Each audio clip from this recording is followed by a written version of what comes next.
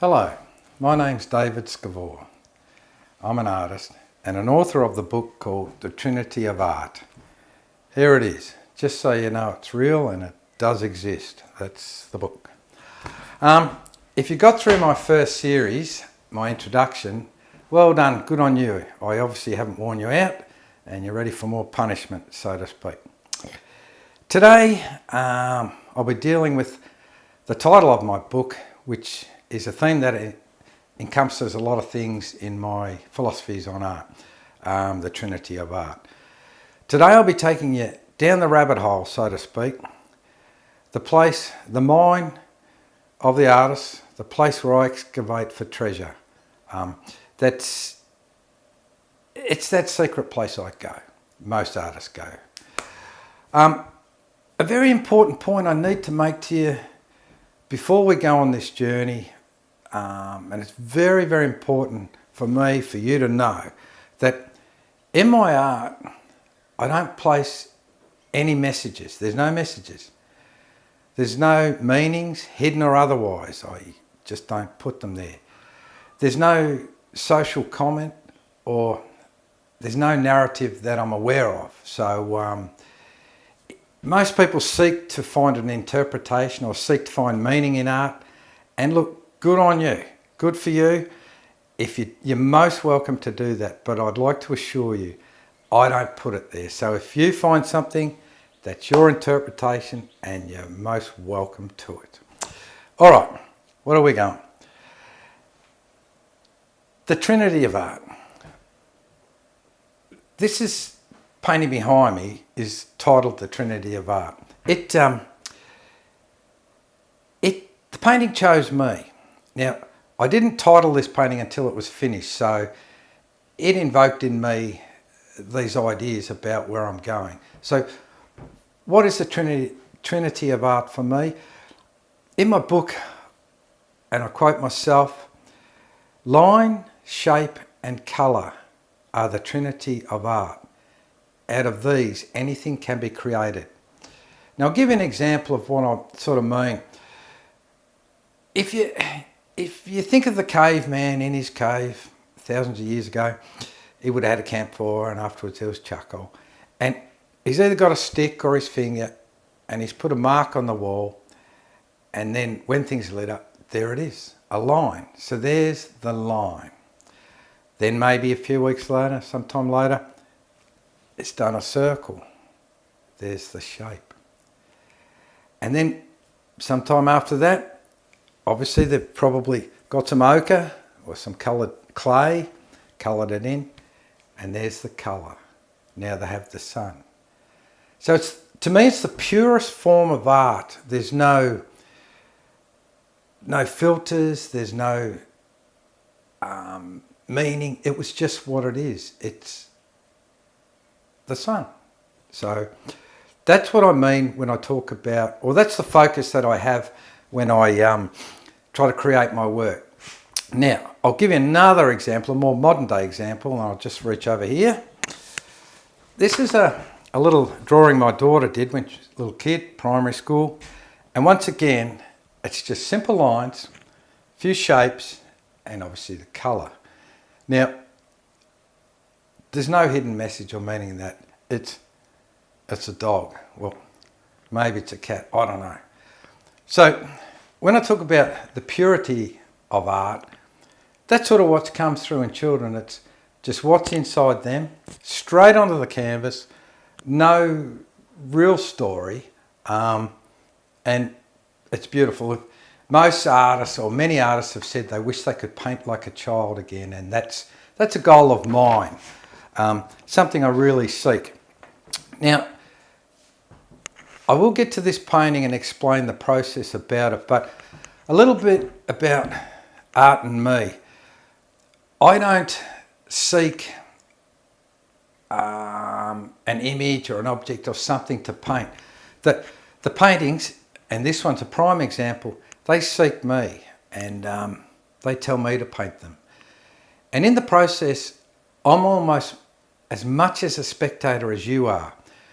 And this is where I say, I dug for treasure. Some of the discoveries are just blow my mind. I don't know. So somehow the painting's telling me what to do. It guides me. And it happens in many, many things. Like it might be a curio that you find in a junk shop.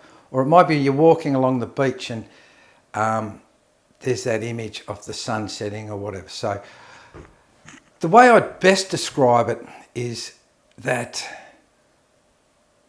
in the blinking of your eye, you almost take a photograph of this image and it burns, it sets an impression in your mind's eye, which is then filmed on the photographic film of your soul, somewhere down deep. And for me personally, that one split second, that image burns forever. And it beckons me. It says, I want you to paint me. So I am on the voyage of discovery as well. So I'll paint that picture and I'm not released until it's finished. And when it's finished, like the painting behind me, I'm free. So unfortunately, I've got a lot of these images in my mind. Some have been from long periods of time, and I often sketch them down very quickly, but they are in my mind's eye, most of them. But I often just do a preliminary sketch and lay it on my desk in my studio. And unfortunately, my excavations are getting higher and higher and higher up.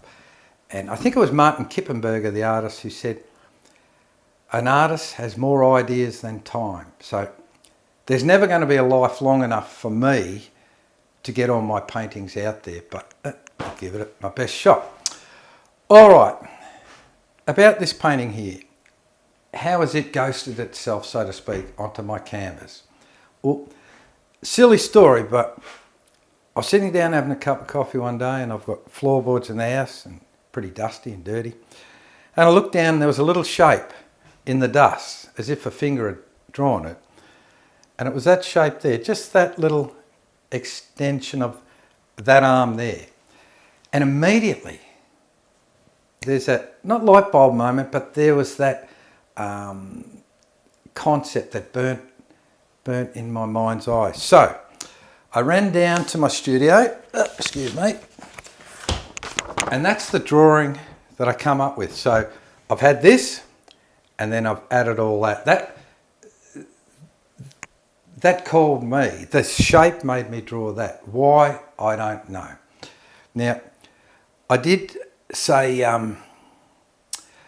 that I don't put meanings into my paintings. So the truth about this painting, I don't know what it means. I know what it is. It's a shape, it's a crown. It's on white canvas, and I don't know what the story is. I don't know. I can't tell you. All right.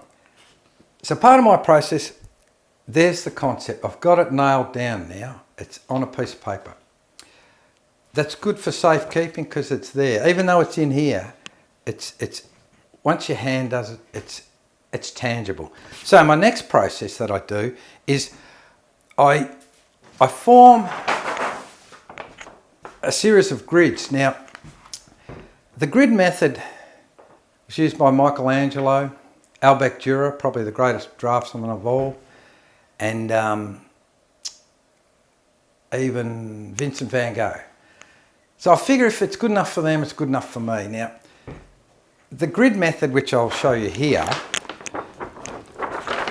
there it is quite a low-tech piece of technology. Like I said to you in episode 1, technology is not my best friend.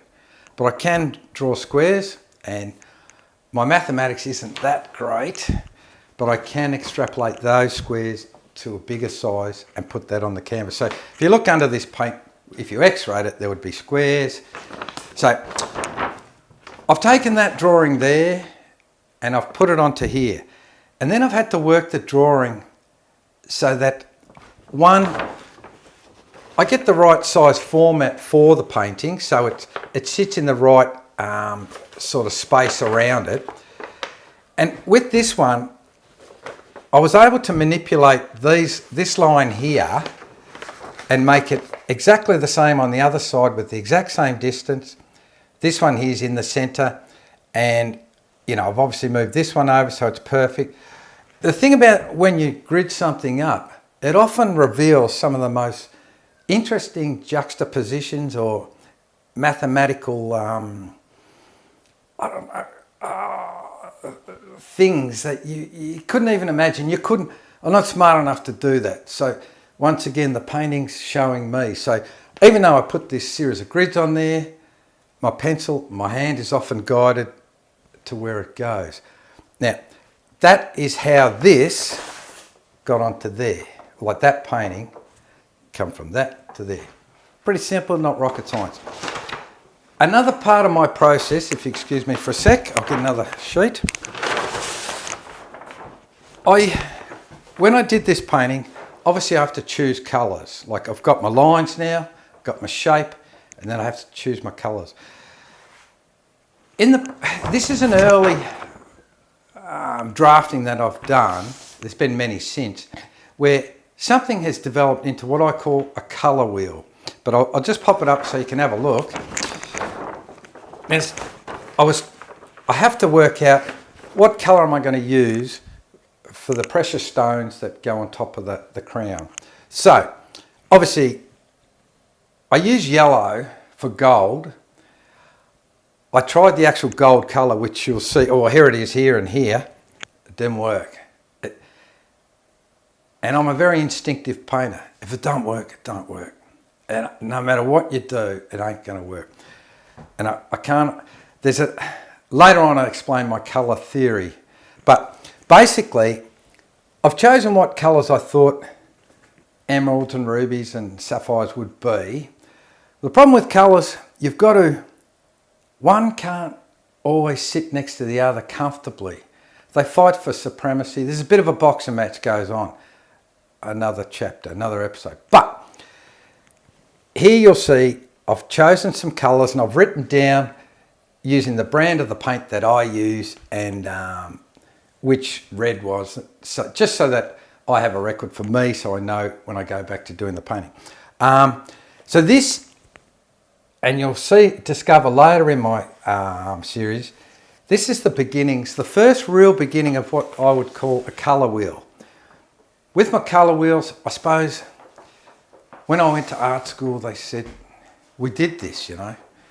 They got the primary colours, red, yellow, blue. And I think if you mix red with blue or something, you get the secondary colour. And then there's complementary. I didn't really get it because I don't think I'm that, like technology is not my friend. That's a bit technical for me. So anyway, I've worked out my own theory.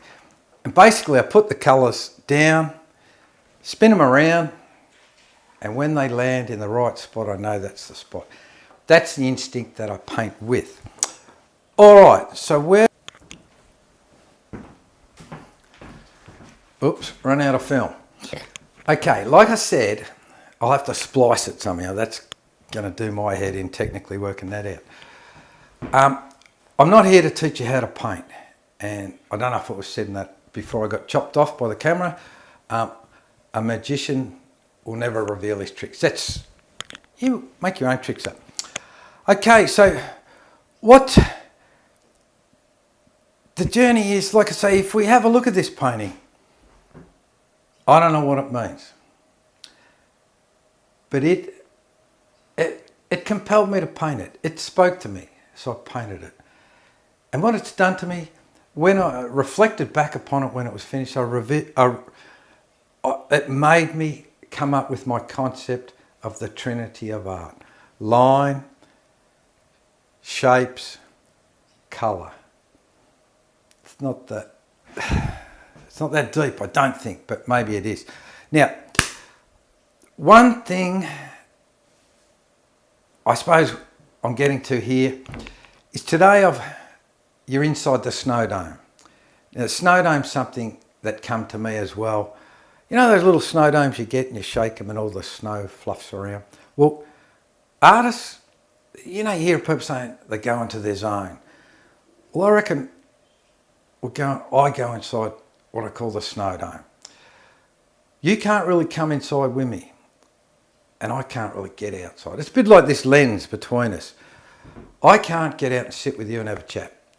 You can't come in here and hold my hand, talk, you know. It's like watching television. Sometimes you wish I could get in there and kick that football instead of that bloke. Just can't happen. So you're inside the snow dome, and that's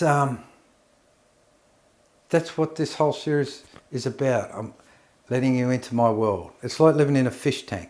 You see the fish swimming around, looks really cool, but you can't really get in there, and they can't get out. So that's this episode. Bit weird, eh? All right. Hopefully I'll see you in series 3.